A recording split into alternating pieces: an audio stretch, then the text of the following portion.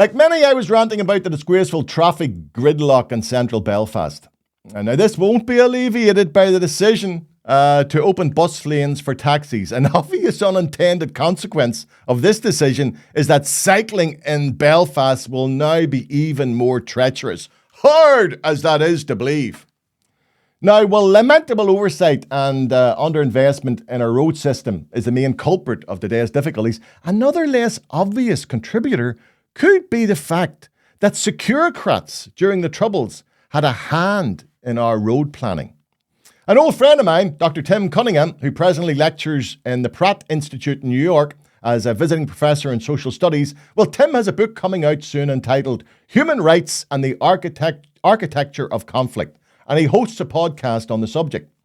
In one episode, which I think I'll put a link on somewhere, they'll put a link on somewhere for me, he talks about the security forces' input into the location of roads as a way to control what were viewed as troublesome sections of the city.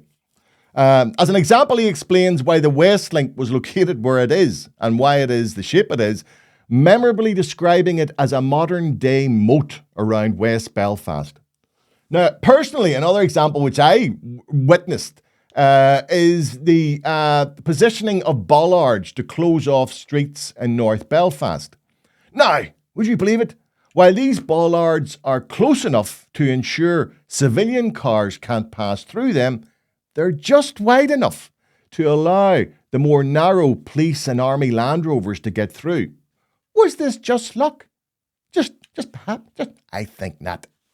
I suggest you have a listen to the podcast at the link, which hopefully seen you. And hopefully I'll be chatting with Dr. Tim in the coming months. I know. There's no need for that. There was no need for that, there was no need for that.